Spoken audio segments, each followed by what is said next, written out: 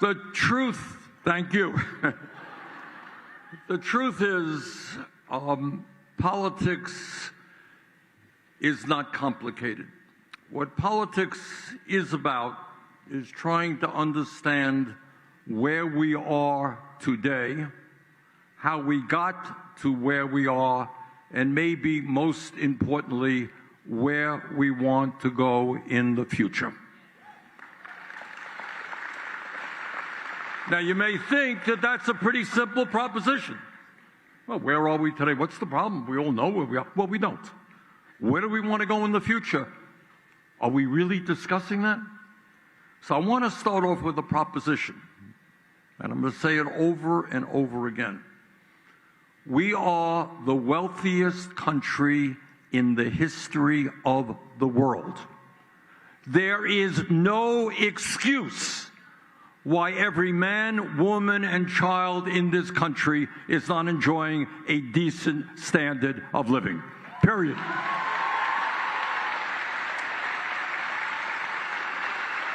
And everybody in America has got to understand it. No excuse for 800,000 Americans sleeping out on the street, or so many of us not having quality health care. No excuse at all. So what is going on in America today?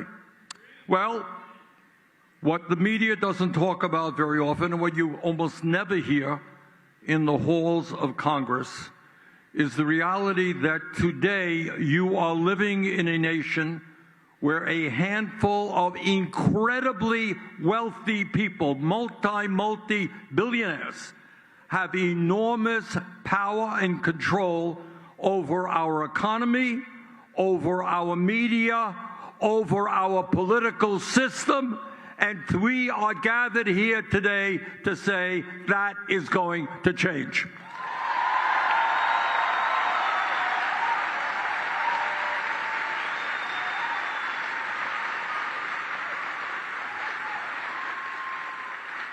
Today in America, we have more income and wealth inequality than we have ever had in the history of this country. You all got that? Never been more unequal, not in the 1920s, not in the 1860s, than it is today. Today, and again, one of the things the media does, and what the establishment does, and the whole culture, not a conspiracy, it just happens, is they kind of tell us what we should be upset about, what we should be outraged about. If some kid with a gun goes into a 7-Eleven, we're supposed to be outraged? We are. That's a crime. But somehow we are not outraged when so few have so much and so many have so little. Well, I think we should be outraged at that. In America today, if you can believe it, one person, our good friend Mr. Musk, you are familiar with Mr. Musk.